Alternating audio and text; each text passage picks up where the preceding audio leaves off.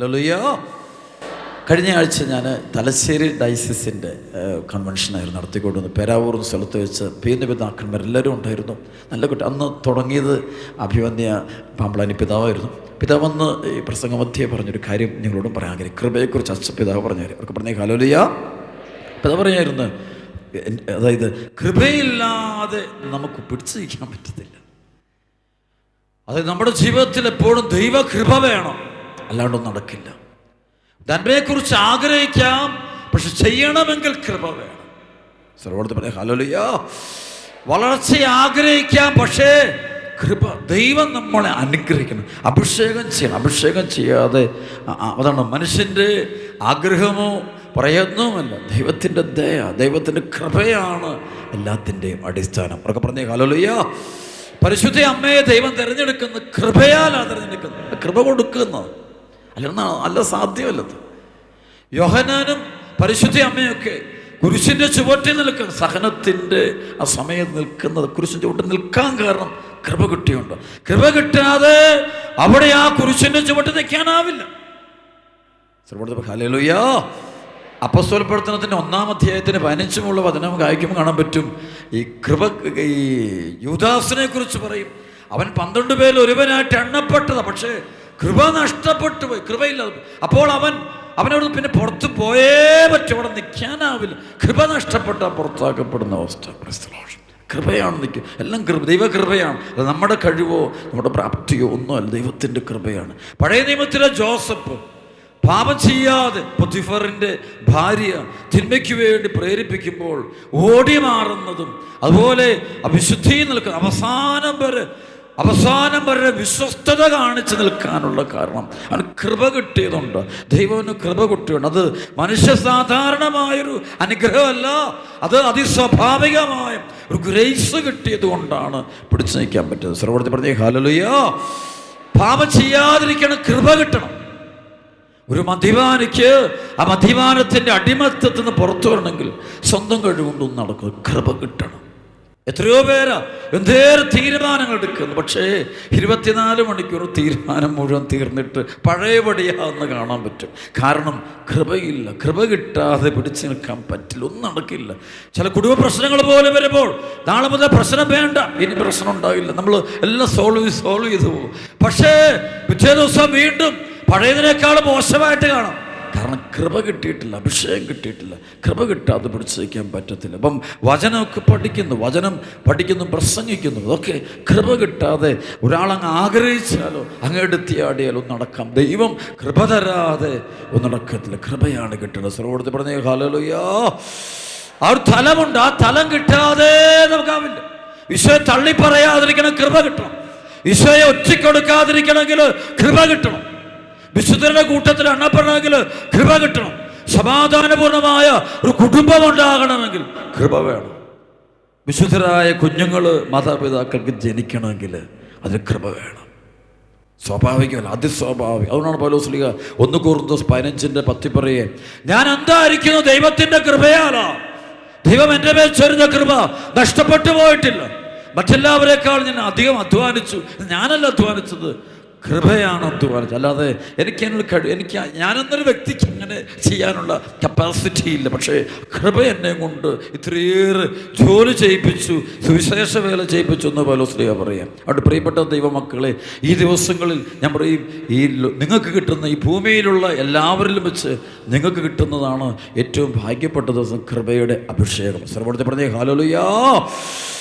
ദൈവം ഒരുക്കി തിരിക്കുന്ന ഈ ദിവസങ്ങളാണ്. ഒരുപാട് സ്ഥലങ്ങളിൽ നമ്മൾ കൺവെൻഷൻ നടത്തി കഴിയുമ്പോൾ ദൈവം ഒരുപാട് യുവാക്കളെ, യുവതികളെ, കുടുംബങ്ങളെ, വ്യക്തികളെ, വൈദികരെ, സന്യസ്തരെല്ലാം ദൈവം കൃപ കൊടുക്കുന്നത് കണ്ടിട്ടുണ്ട്.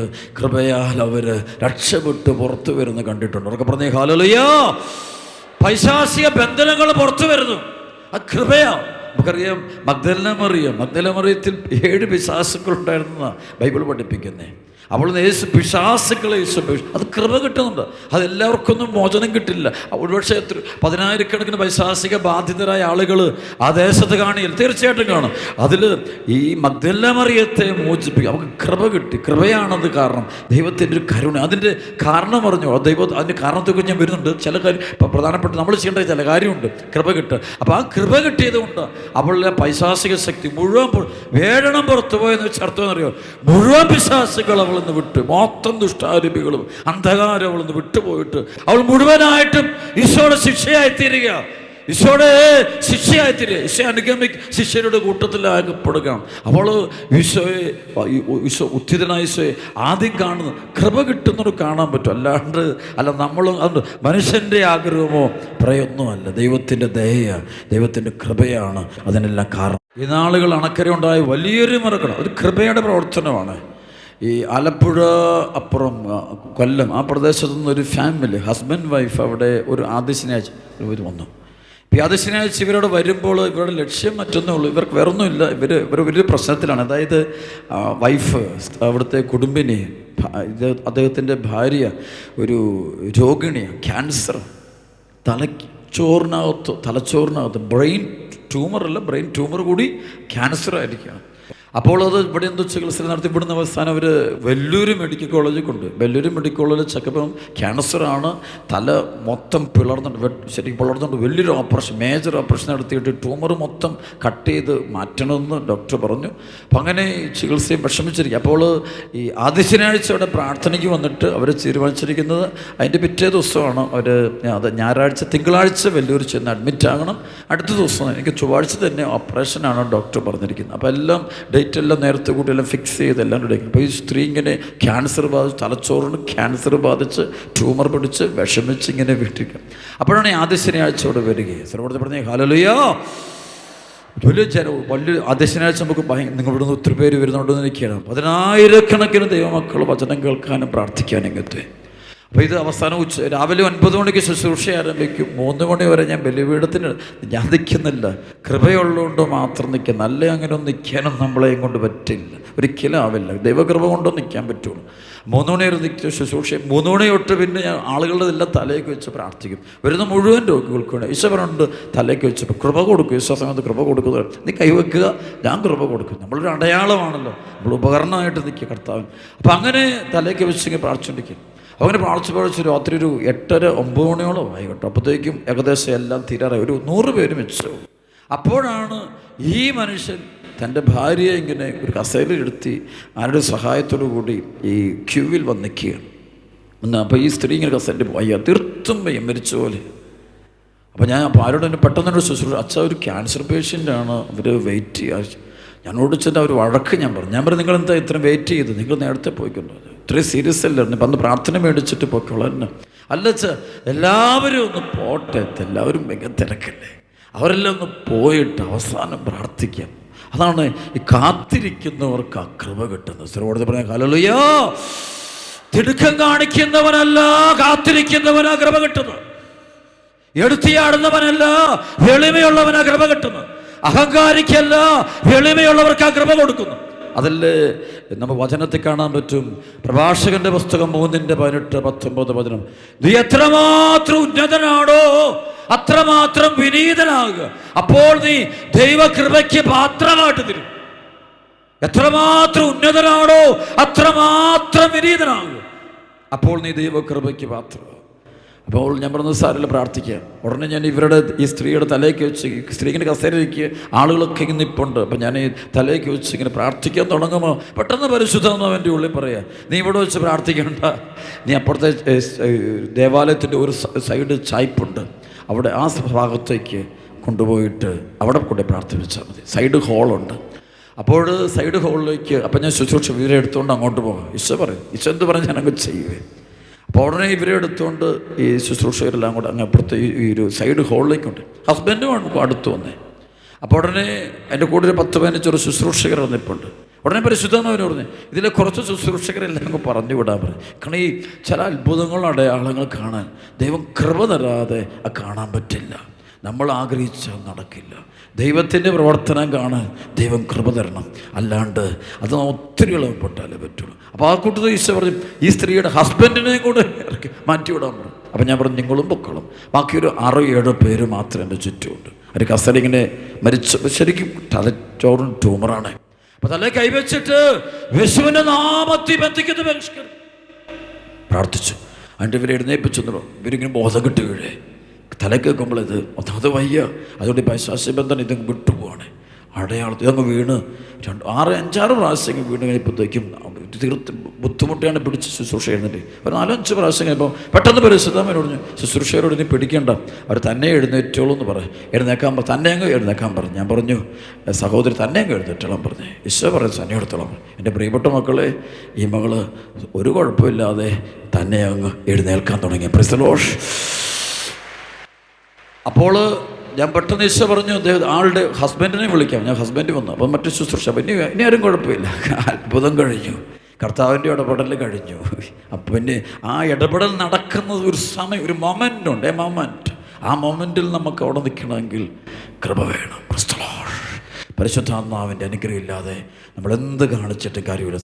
അപ്പം ഞാൻ ഹസ്ബൻഡിനോട് പറഞ്ഞു, ഹസ്ബൻഡിനോട് പ്രാർത്ഥിച്ച് ഞാൻ കൊണ്ടുപോക്ക് പൊക്കോ. അപ്പം ഞാൻ വെച്ചാൽ അങ്ങോട്ട് പോകുന്നു, നേരെ വെല്ലൂരിനാണോ? അല്ല വെച്ചാൽ ഞങ്ങൾ നേരെ വീട്ടിൽ പോകണം. കാരണം ഞങ്ങൾക്ക് വീട്ടിൽ ചെന്ന് സാധനങ്ങളൊക്കെ എടുക്കാറുണ്ട്. അപ്പം ഞാൻ രാത്രി മുഴുവൻ പോവുകയാണല്ലോ. രാത്രി മുഴുവൻ ഒരു 4-5 മണിക്കൂറെങ്കിലും എടുക്കും. കാരണം ഈ സ്ത്രീ രോഗിയാണല്ലോ. 4-5 മണിക്കൂറെങ്കിലും എടുത്ത് അവർ വീട്ടിൽ പോയി. ശനിയാഴ്ച രാത്രി ഇപ്പോൾ വീട്ടിൽ ചെന്നു. ഞായറാഴ്ച തിങ്കളാഴ്ച ഒരു നേരെ അവിടുന്ന് നേരെ വെല്ലൂര് മെഡിക്കൽ കോളേജിൽ പോയി ഓപ്പറേഷന് വേണ്ടി. അപ്പം എന്നോട് പറഞ്ഞു, ഞാൻ പറഞ്ഞു പൊക്കോ, ഡോക്ടറെ തീരുമാനിക്കേണ്ടത്, കൃപ കിട്ടിയില്ലെന്നും ഡോക്ടർ തീരുമാനിക്കട്ടെ. അങ്ങനെ ഇവർ നേരെ ഹോസ്പിറ്റലിൽ കൊണ്ടുപോയി. ഹോസ്പിറ്റലിൽ ചെന്ന് കഴിഞ്ഞപ്പോഴത്തേക്കും അവർക്ക് അഡ്മിറ്റ് ചെയ്തു. ഓപ്പറേഷൻ അടുത്ത ദിവസമുള്ളൂ. ഓപ്പറേഷന് വേണ്ടി അതിന് മുമ്പായിട്ട് ഒരു സ്കാനിങ് കൊണ്ട് നടത്തണം, ഫൈനൽ സ്കാനിങ് നടത്തുകയാണ് പൊസിഷനിൽ നോക്കാൻ വേണ്ടി. ആ സ്ഥാനത്ത് സ്കാനിങ് നടത്തുമ്പോൾ കണ്ടുപൊട്ടുന്ന കഴിഞ്ഞ സ്കാനിങ്ങിലെല്ലാം തെളിമയോടെ കാണുന്നു. മാത്രമല്ല ഈ മകൾ അസ്വസ്ഥപ്പെട്ടുകൊണ്ടിരുന്ന ട്യൂമർ ക്യാൻസർ എന്ന സാധനം തലയിൽ ഇല്ല. അങ്ങനെ സംഭവം കർത്താവ് പൂർണ്ണമായിട്ടും എടുത്തു മാറ്റി ആളെ സുഖപ്പെടുത്തിയിരിക്കുക. 2 കരപ്പെടുത്തി ഹല്ലേലൂയ. ലൂക്കാസ് സുവിശേഷം 1:37. ദൈവത്തിന് അസാധ്യമായിട്ട് യാതൊന്നുമില്ല. ദൈവത്തിന് അസാധ്യമായിട്ട് യാതൊന്നുമില്ല. ഒരാളെ കർത്താവ് അനുഗ്രഹിക്കണമെന്ന് നിശ്ചയിച്ചാൽ ദൈവം അനുഗ്രഹിച്ചിരിക്കും. ഒരാൾക്ക് കൃപ കൊടുക്കണമെന്ന് ആഗ്രഹിച്ചാൽ കൃപ കൊടുത്തിരിക്കും. ഒരാളെ രക്ഷിക്കണമെന്ന് ആഗ്രഹിച്ചാൽ കർത്താവ് രക്ഷിച്ചിരിക്കും. പക്ഷെ അവിടെ നമ്മൾ എളിമപ്പെട്ട് നിൽക്കണം, നന്നായിട്ട് അന്ന് കിട്ടും ആ കൃപ. ആ കുടുംബത്തിന് കിട്ടാനുള്ള കാരണം ആ കുടുംബത്തിന് എളിമയുണ്ട്, കാത്തിരിപ്പുണ്ട്, പ്രത്യാശയുണ്ട്, വിശ്വാസമുണ്ട്, വിശുദ്ധിയുണ്ട്, എല്ലാം ഉണ്ട്, വിശ്വാസം എല്ലാം ഉണ്ട്. അപ്പോൾ ദൈവകൃപ പ്രാപിക്കാൻ തക്കകൊണ്ട് ഒരുങ്ങിയിരിക്കും. ഇത് ലൂക്കാ 4:18 അഭിഷേകമാണിത്. കർത്താവിൻ്റെ ആത്മാവിൻ്റെ മേലുണ്ട്, ദരിദ്രരോട് സുവിശേഷം പ്രസംഗിക്കുവാൻ അവിടെ തന്നെ അഭിഷേകം ചെയ്തിരിക്കുന്നു. ബന്ധിതർക്ക് മോചനം, അന്ധർക്ക് കാഴ്ചയും, അടിച്ചമർത്തപ്പെട്ടവർക്ക് സ്വാതന്ത്ര്യവും, കർത്താവിന് സ്വീകാര്യമായ മത്സരവും പ്രഘോഷിക്കുവാൻ അവിടെ തന്നെ അയച്ചിരിക്കുന്നു. അവർക്ക് പറഞ്ഞേ ഹല്ലേലൂയ. പ്രിയപ്പെട്ട ദൈവമക്കളെ, ഇത് ബന്ധിതർക്ക് മോചനം, ഡെലിവർ ഒന്നും വലിയ തലമുണ്ട്. ബന്ധിതർക്ക് മോചനം, ബന്ധനങ്ങൾ ഇപ്പോൾ ശരി ഇപ്പം തന്നെ ബന്ധനം അഴിയുന്നുണ്ട് ഇവിടെ. കാരണം അല്ലെങ്കിൽ നിങ്ങൾക്ക് ഇങ്ങനെ ഒന്ന് പ്രാർത്ഥിക്കാനോ സ്തുതിക്കാനോ സാധ്യമല്ല. ഡെലിവറൻസ് വലിയൊരു തലമാണത്. അവർക്ക് പറഞ്ഞേ ഹല്ലേലൂയ. ശക്തമായി പറഞ്ഞേ ഹല്ലേലൂയ. മത്തായിയുടെ സുവിശേഷം 12:28-29. ദൈവാത്മാവിനാലാണ് ഞാൻ പിശാചുക്കളെ ബഹിഷ്കരിക്കുന്നത് എങ്കിൽ ദൈവരാജ്യം നിങ്ങളുടെ ഇടയിൽ വന്നു കഴിഞ്ഞിരിക്കും. അഥവാ ശക്തനായൊരുവൻ്റെ ഭവനത്തിൽ പ്രവേശിച്ച് വസ്തുക്കൾ കവർച്ച ചെയ്യാൻ ആദ്യം തന്നെ അവനെ ബന്ധിക്കാതെ സാധിക്കും. ബന്ധിച്ചാൽ കവർച്ച ചെയ്യാൻ കഴിയും. സർവ്വത്തിൽ പറഞ്ഞേ ഹല്ലേലൂയ. ഈ ബന്ധിക്കുക, ബഹിഷ്കരിക്കുക, അത് വലിയൊരു തലമാണ്. ഒരുപാട് കുടുംബങ്ങളിൽ രോഗപീഠ, ഇത് അന്ധകാര ശക്തികളിലൂടെ രോഗങ്ങളുണ്ടാകാം, തകർച്ചകളിലൂടെ രോഗങ്ങളും, പൈശാചിക അരൂപികളുടെ വലിയ തകർച്ചകളുണ്ടാകും.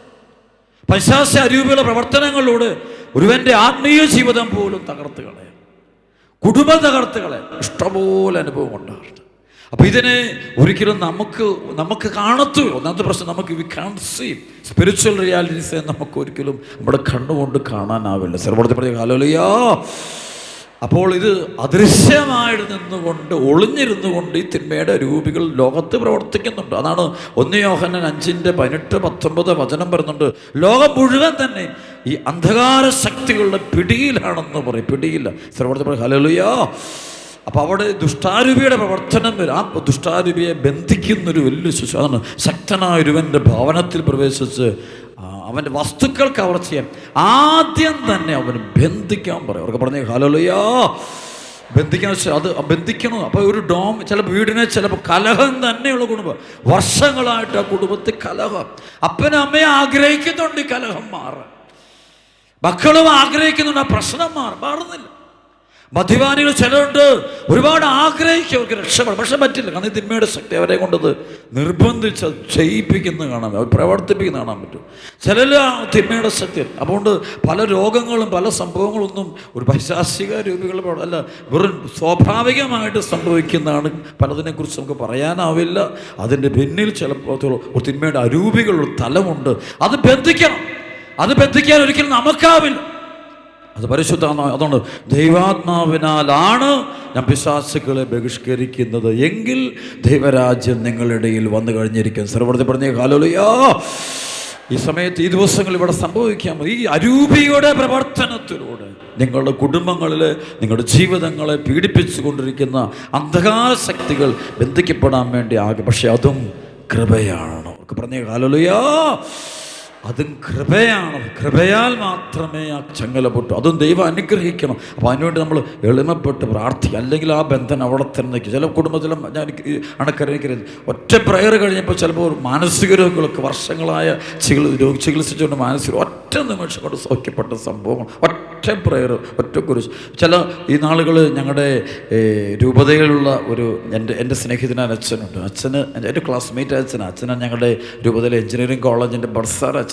അപ്പം അച്ഛനൊരു ദിവസം എന്നെ വിളിച്ചിട്ടുണ്ട്. എനിക്ക് എറണാകുളത്ത് നിന്ന് ഒരു കുടുംബം അച്ഛനെ അത്യാവശ്യമായിട്ട് കാണും. അവരുടെ കുഞ്ഞിന് ഓട്ടിസം ഹൈപ്പർ രോഗമാണ്. അപ്പോൾ അവരൊന്നും കാണും. അപ്പോൾ പെട്ടെന്ന് ഇങ്ങനെ പറയുമ്പം പരിശുദ്ധമോ പറയും, കാണണോ വേണ്ടെന്ന് ഇങ്ങനെ പറയുന്നൊരു തലമുണ്ട്. അപ്പം പരിശുദ്ധമെന്നോട് കണ്ടോളാൻ പറഞ്ഞു, പ്രാർത്ഥിച്ചോളാൻ പറയും. അപ്പോൾ കൃപ കൊടുക്കാനാണ് അപ്പോൾ അറിയാത്തത്. അപ്പം ഞാൻ പെട്ടെന്ന് അച്ഛനൊക്കെ അവരെ വിട്ടേരെ. സാധാരണ എല്ലാവരും ധ്യാനം കൂട്ടിട്ട് ഒരാളെ തലയ്ക്ക് വെച്ച് പ്രാർത്ഥിക്കാൻ അനുവാദമുള്ളൂ പരിശുദ്ധം. പക്ഷെ ഇതൊന്നുമില്ല. അപ്പോൾ ഞാൻ പറയും അച്ഛൻ വിട്ടേരെ, ഈശോ ഇടപെടുന്നു. ഇവരെൻ്റെ മുറിൽ ഓടി വന്നു. ഇവർ ഹസ്ബൻഡും വൈഫും കൊച്ച് ഒട്ടിസമാണ്. ജനിച്ച പിന്നെ ഈ കൊച്ച് ശരിക്കും സംസാരിച്ചിട്ടില്ല. കൊച്ച് ഭയങ്കര വയലൻ്റാണ്. ഒരു മന്ദബുദ്ധി കുഞ്ഞിനെ പോലെ പെരുമാറുന്നു. ഇത്തിരി തകർന്നിട്ടാണ് ഈ പേരൻസ് അച്ഛൻ വഴി എന്നെ. അപ്പോൾ ഈ കൊച്ചിനെ കൊണ്ടുവന്നു. ഈ കൊച്ചിൻ്റെ തലയ്ക്ക് വെച്ച് യേശുവിന് നാമത്തിൽ കുരിശ് വരച്ച്. ഈ സംഭവം നടക്കുന്നത് ഈ ഡിസംബറിൽ സംഭവിച്ച കാര്യമാണ്. കഴിഞ്ഞ ഡിസംബറിൽ. അപ്പോൾ കുരിശ് വരച്ച് പ്രാർത്ഥിച്ചു. അതിനുശേഷം എൻ്റെ ക്ലാസ്മേറ്റ് അച്ഛൻ പറയാം, ഡൊമിനിക്കച്ച ദൈവത്തിന് മഹത്വം, കൃപ കിട്ടി. അവർക്ക് പോകുന്ന വഴിക്ക് തന്നെ ഈ കുഞ്ഞ് പരിപൂർണമായിട്ടും സൗഖ്യപ്പെട്ട് കർത്താവിൽ അനുഗ്രഹിക്കപ്പെട്ടു. വീട്ടിൽ ചെന്നപ്പോൾ ഈ കുഞ്ഞ് സംസാരിക്കാൻ തുടങ്ങി. വീട്ടിൽ ചെന്നപ്പോൾ കൊച്ചു ഭയങ്കര ചേഞ്ച്. അച്ഛനോട് പറയുന്നത് ദൈവത്തിന് മഹത്വം കൊടുത്തു. രണ്ട് കരം കൊടുത്ത് പറയാം ഹല്ലേലൂയ, ഹല്ലേലൂയ, യേശുവേ നന്ദി. അപ്പം ഇതൊന്നും നിങ്ങൾ ഓർത്തോണം, ഇതൊന്നും എൻ്റെ കഴിവ്. ഡൊമിനിക്കച്ചൻ ഞാൻ വട്ടപ്പൂജ്യ, ഐ എം ബിഗ് സീറോ. ഞാനൊരു വൈദികനാണ്. കർത്താവിന് കൃപ തന്നുകൊണ്ട് നിൽക്കുന്നു. പക്ഷേ എനിക്ക് കൃപ തന്നുകൊണ്ട് എനിക്ക് കൃപ കൊടുക്കാൻ പറ്റില്ല. എനിക്കൊരാൾ കൃപ കൊടുക്കാം, കർത്താവിന് കൃപ കൊടുക്കാൻ പറ്റുള്ളൂ. കർത്താവിന് മാത്രമേ ചെയ്യാൻ പറ്റുള്ളൂ. അതുകൊണ്ട് പ്രിയപ്പെട്ട മക്കൾ, ഈ ദിവസങ്ങൾ ഞാനും നിങ്ങളും കൃപ കൊണ്ട് നേടാൻ പോവുകയാണ്. എനിക്കും വേണം ഇത്തിരി കൃപ വേണം. നിങ്ങൾക്ക് ഒരുപാട് കൃപ വേണം. ആ കൃപയ്ക്ക് വേണ്ടി നിങ്ങൾ ദാഹിക്കുകയും തീക്ഷ്ണമായിട്ട് പ്രാർത്ഥിക്കുകയും ചെയ്യണം.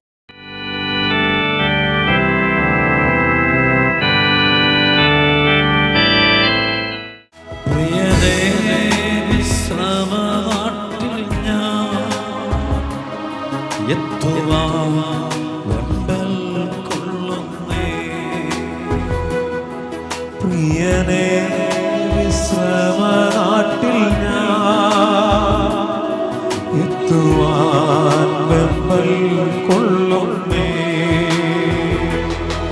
ഒട്ടും താമസം വൈക്കല്ലേ, നിൽപ്പാൻ ശക്തി തെല്ലുമില്ലായേ. ഒട്ടും താമസം വൈക്കല്ലേ,